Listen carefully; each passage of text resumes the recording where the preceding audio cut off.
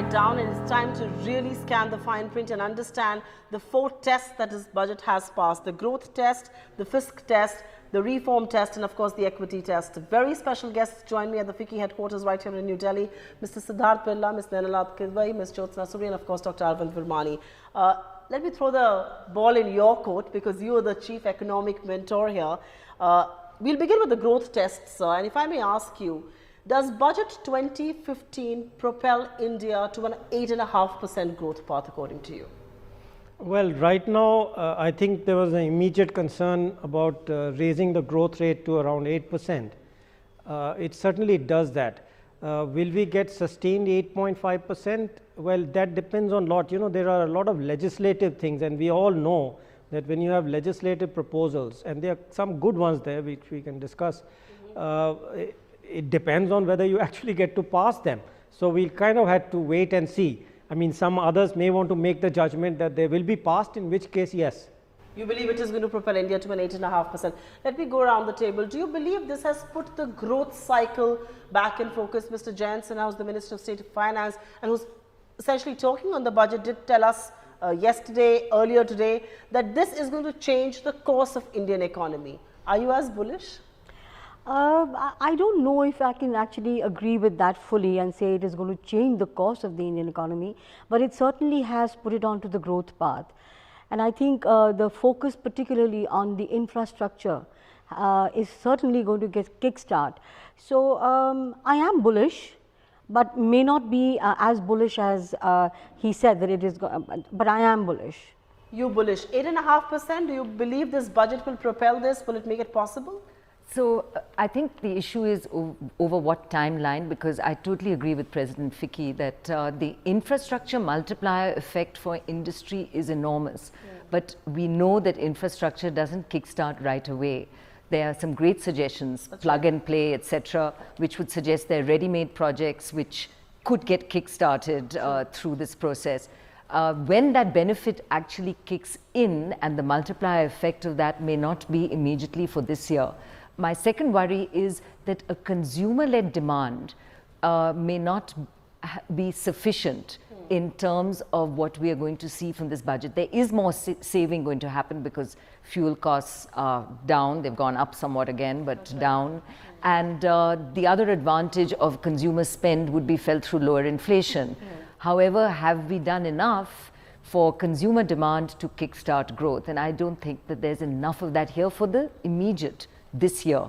So what's going to happen for this year in terms of growth for the year is more of a question. Growth over a period of 2 years, as some of these initiatives kick in, as ease of doing business kicks in, most certainly.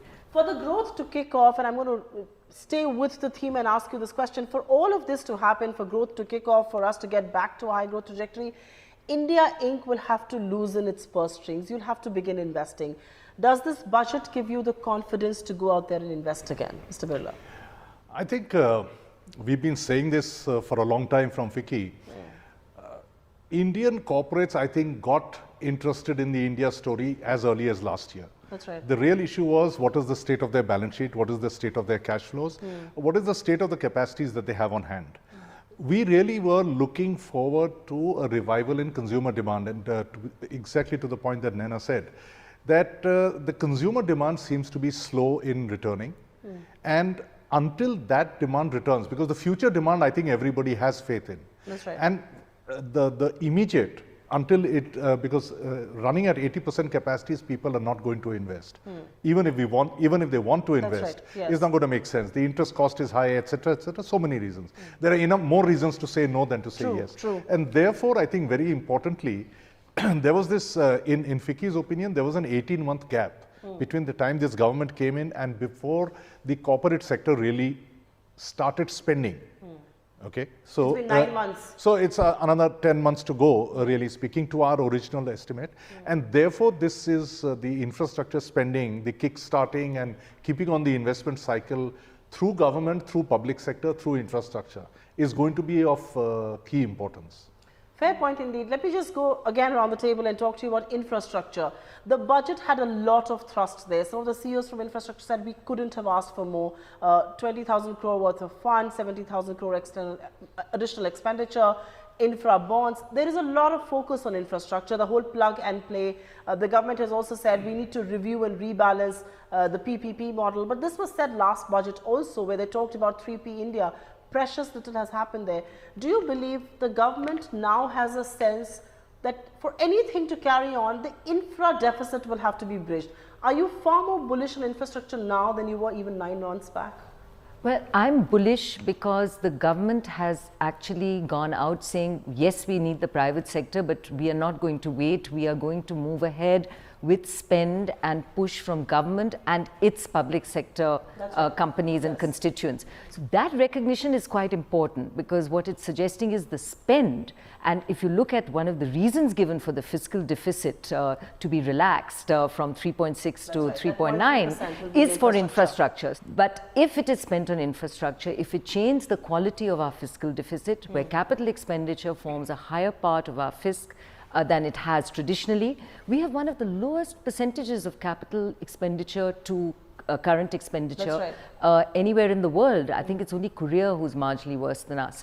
We have to up our capital expenditure portion of the budget, and that is a way. And I think the difference here is we're not going around saying, oh, it's the private sector that has to fill the gap. This year it's government recognition, private sector is too leveraged, recognition the private sector will come, but in time that process has to be eased, and in the meantime government will do the spending, and that is in government hands to do, and I would believe that will move ahead. I'm going to take a cue from you and talk about fiscal deficit in just a moment from now, but Ms. Suri, if I may ask you, before we went into this budget, there was this whole theme that was resonating in India, you know, make in India, we've got to make here, we've got to get manufacturing back on track.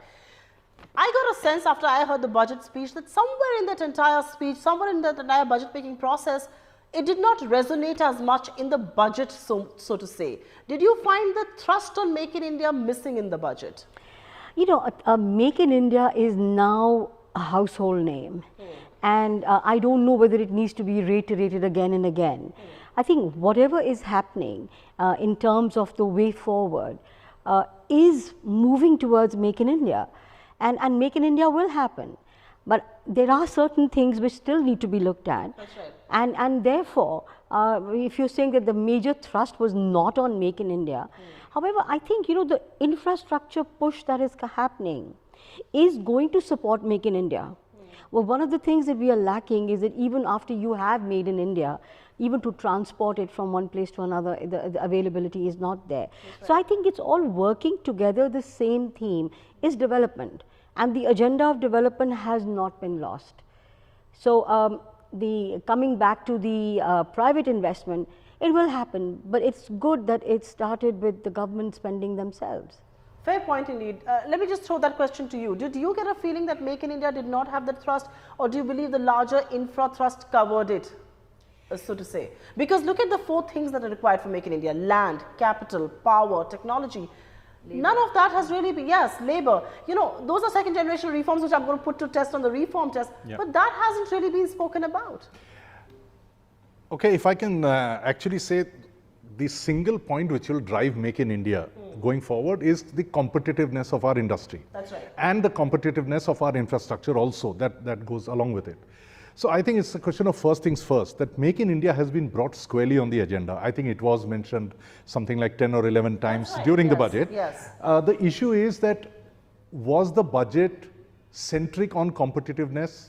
I do not think so, because I don't think competitiveness as such was addressed anywhere. So unless we actually make headway on the ease of doing business, which is a very important component, that's right, unless we progress on actually reducing the intervention of government in business, all these things are going to help Make in India. So I think perhaps in the next budget you'll see a much more thrust on Make in India, because we'll be nearer and the competitive perhaps have the enablers around Make in India. So I think it's a question of priorities. Fair point. I'll touch upon corporate tax, but I want to put the budget to the fiscal test, so to say. And Dr. Virmani, I will ask you.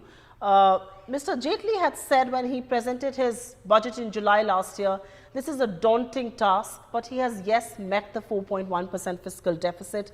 Mr. Chidambaram, who I interviewed a day before the budget, said he will flunk the exam if he expands the deficit. Has he flunked the exam according to you, or So, do you believe this is a pragmatic approach of sorts? So, I still believe that he should have shifted more of the current non-planned planned revenue out to the states, i.e. decreased it because there is this 10% subvention and kept within those limits. Why? Because I think overall expansion is a combination of fiscal and monetary policy, not just fiscal policy. So, most people who are supporting or even would have favored a stronger fiscal expansion are kind of forgetting the monetary policy aspect of it. There was a paranoia around ratings agencies. They've not said we're going to downgrade India because fiscal deficit has expanded. Yeah. Do you not fear the inflationary concerns if that 0.3% doesn't really go into infrastructure and is used otherwise? Sorry, which 0.3% are you talking? The 3.6 to the 3.9% expansion that has happened. Is that a fear that lurks large? And we've seen governments in the past breach their promises. Not really. I mean, the budget as it's stated, I have no particular reason to doubt that they will stick to the division between capital and current. Though capital expenditure is always harder to ramp up, but we know that the two ministers who are responsible, Mr. Prabhu and Mr. Gadkari, are both pretty efficient, relatively efficient ministers. So, I would presume that they will achieve that. So really what I'm not saying that this increment is bad, but what I am saying is the kind of thing I would have wanted would have been even better. You know, somebody actually made a very interesting point that we were first growing at 4.7%. Suddenly the new data makes us believe we were growing at 6.9, 7.4 and now 8.5%. Is it an irony? We are almost an overheated economy. Why do we need a rate cut? You know, that one change in metrics. I was discussing this and I, of course, very honestly said I didn't understand it. Yes.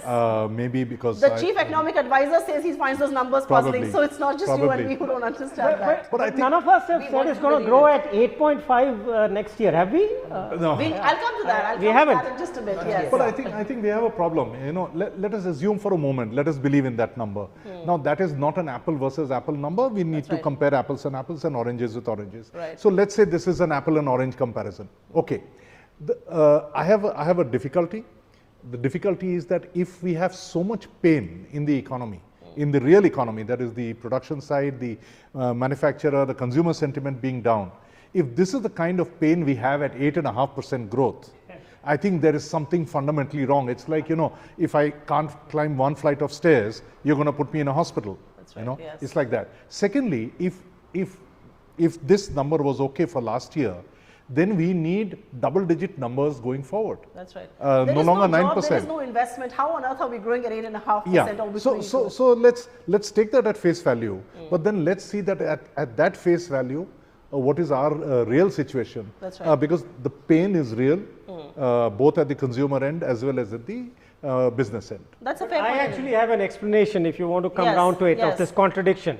Which is what? And the contradiction is the general economy is growing at 7.4%, but the corporate sector is lagging, and there is a reason for that. The reason you look at the balance sheets and the quarter 3 numbers, and they explain. And the IIP and the balance sheet are representing the corporate sector. Why is the corporate sector lagging? The reason is the organized corporate sector in India is now globalized. They are actually feeling part of the effects, or a large part of the effects of the global economy.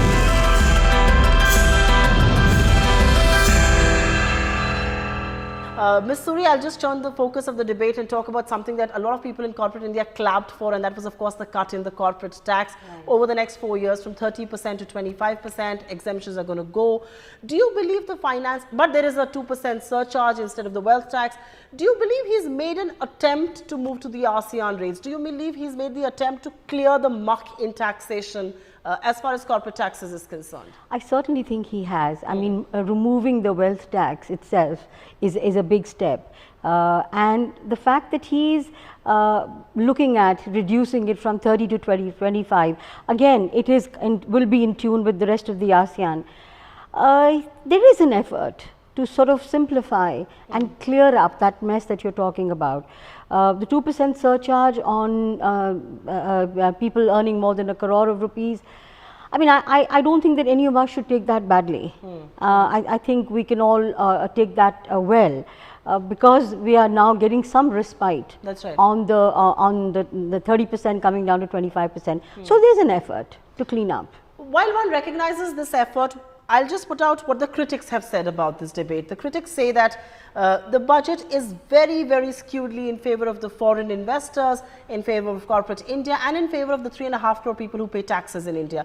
Just talking on the foreign investors bit, the fact that MAT has been done away with for FIRs, also the fact that GAR has been deferred for 2 years, does it give you a sense that we are willing to work backwards to get the foreign investment come in? Why should we not lay the ground rules and make them follow? Well, I think one of the big issues has been the lack of clarity. Don't forget, GAR got inserted. It created a big issue around, well, interpretation. That's right. Because around the world, it's a very tough act to actually interpret right. So the actions are really less about bending over backwards. It's more about a simple thing government needs to do, which is provide clarity on the way the process rules going forward. And that's really all that's happened. They haven't given up anything. So I think that's important to recognize. Likewise, there were very important steps needed which helps foreign investment coming in, indeed Indian investment as well, around REITs and such like. That's right. Some clarity there, it's not complete clarity. There was a lot of requests FICCI put in, including the way dividend distribution tax gets treated within there. Those have not come through. So, but at least we can move forward with these structures. So these are positives, but without it, you're not going to get financing. We have a logjam in financing for the corporate sector because our public sector banks, which are 75% of the banking system, are up to their gills in bad debt. Sure. We need to provide liquidity in the system. So you have to enable money to move in different forms so that it can kickstart the economy. And these measures, I think, do help. Without government giving up anything, just provide clarity, you enable that money to come into the industries that you want to help kickstart the growth process. That's a fair point indeed. Let me put this budget to the third test that we spoke about, which is the reform test. Somebody we were speaking to immediately after the budget said there is no wow factor in this budget. Yes, you know, incremental changes have been made, but there is no big bang reform, so to say. Will you concur? I don't think it was needed, and therefore I'm not disappointed at all, because I'd much rather have the wow factor going ahead in implementation, because I think the budget has done enough to set direction. And just coming back to one of your issues, I think I had a lot of problem when people were saying this is a pro-corporate budget. I don't think it's a pro-corporate budget. I think it's a very realist budget. As Naina says, he hasn't given away anything. I think he's put his reputation and, you know, on the line by walking the talk. That's right. Where he's trying to talk of, you know, clarity and a non-adversarial system. And even when he anchors himself by saying that the average rate paid by the sector is in fact 23 to 25%, and I will then remove the exemptions and bring it. See, he hasn't given away anything. He might actually walk away with 0.5%. That's right. But on today, he's put a surcharge. At the end of 4 years, he might actually take away an extra 0.5%. That's possible. Right. But the issue is, he's put his reputation on the line. Now the government is in a way committed to rationalizing to global levels. That's right. Okay, but the wow factor, I think, should come in the implementation and in the delivery. And as we see more and more executive actions, because as Dr. Virmani said, legislative actions may take time. Even when legislation is passed, it may take time to implement. But certainly executive actions, we'd be very happy with a 365-day government. Fair point indeed. And he said he's going to work the rest of the 364 days. Before I take it to Dr. Virmani one more time, I have a question to ask of you. Land, labor, the judicial reforms. Yes, some of them are legislative in nature, but we've seen the fate of the land bill in Parliament. Should there have been a plan B outlined in the budget?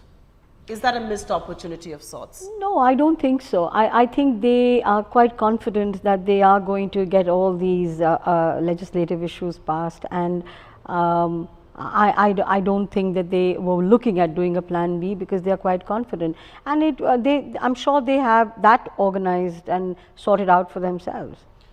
Just a very quick question on RBI, and before I move any further, the whole monetary policy committee that has been spoken about, the change in the section 6 of the FEMA Act, is that in a sense sending out a signal that RBI's wings are being clipped here in this budget? I think the reforms that are mentioned here have been under discussion for quite a while. Movement of the public debt office into an independent body, getting some of at least the inflation targeting done by way of dialogue between RBI and the Ministry of Finance. I think what it's really suggesting is coordination. I don't think you can clip the wings of RBI, where you've got an RBI that does a great job, that has demonstrated that it understands the issues around inflation that it has targeted and indeed now brought to bear in its interest rate policy. So I would see it more in the space of, there were certain things which are a bit unusual, where you had initially a role which RBI played in government borrowing, which doesn't actually happen in many parts of the world, which needed change. So no, I wouldn't at all see it as a clipping of the wings. It's just something that needed reordering in the natural space of things, and that is what has happened. Dr. Virmani, I want to put this budget to the last test that we spoke about, and that's the equity test. You have 1% growth in agriculture. You have 49% of people dependent on it. How do you explain what this budget does for agriculture, or what it does for the poor at large? Does it pass the equity, the inequality test for you? Equity issue. You know, the social sectors, education, health, welfare, poverty, these are in the state list of the Constitution. Administratively, they are completely under the control. You cannot deliver, the central government cannot deliver agriculture, it cannot deliver education on the ground. So the whole point of the 10th Finance Commission's approach to federalism was give them the money, let them do it. The whole idea of abolishing the Planning Commission was that you cannot drive the education, health programs, which are all implemented at the state level. They control the administration, you don't. What you do is you prescribe. Isn't the simple answer remove agriculture then? Why make a sham of having it in the budget when you're doing nothing for them? That's why people keep complaining, because you can't do anything, you never do anything. Last questions to each one of you. Go around the table. Mr. Birla, has Mr. Jaitley been able to use his political capital of 282, or would you have wanted him to leverage this far more than he has? I think as an indication, it was possible to leverage a little more, but I frankly can't see where. And I think given the fact, the way our legislative is skewed at the moment, I think he has done literally everything that they considered proper. So I think they've gone the last mile. Somebody actually said post our budget discussion, 282 in the Lok Sabha, but very dismal 45 in the Rajya Sabha. Do you believe he could have walked the talk a lot more and used his big majority in the Lok Sabha? He is the only 6th finance minister in liberalized India and the only one with a majority so far. Yeah. But you know, I think there's a lot in this budget which which are historic in terms of change going forward. One is the way the center is going to work through the states. It isn't just the budget, it is about the Finance Commission, but there's a lot to be said about releasing funds and power more to the states, and we should not ignore that. And that is a consistent message from all the announcements that have happened over the month. So that's quite important. I think the second is there is to some extent even the courage to take the fisc up from 3.6 to 3.9. It happens because you have the confidence of knowing you can push it through Parliament, because it is, as we can already see, there is an outcry, and it's good. We need an opposition. We need people who hold the government to task on this. It is not healthy to have done it. I believe no option. But we have to make sure now that they live by the promise of making sure it is capital expenditure centric. But these are acts of courage, and can only really happen when you have a strong government and a strong finance minister. Ms. Suri, wasted majority, used majority could have been done better? Not wasted majority at all. I think, you know, what has come through is a very visionary budget. And it is showing the roadmap and the way forward. And I think he's done fairly well on that. Dr. Virmani, you'll have the last word on the political capital. The last word is on political economy. Again, I have seen 20 years of reforms. And what I always say is, don't be only finance minister with an absolute majority. Don't be foolhardy. The majority in the Lok Sabha ultimately only actually matters for money bills. You can get, because that's the nature of finance bill. Okay, you can get the finance bill passed, but even the legislative stuff inside it We'll have to go through the whole mill. That's right. So the question is to be very focused on your objectives and keep at them. Don't get derailed, but don't be foolhardy. Now, there can always be a balance, you know, I can say, or somebody else can say they should go faster, somebody says they go slower, Right. but the political decision has to be the governments and the prime ministers. So given the constraints, the majority views that he's done a balancing act. Thanks each one of you for being with us here.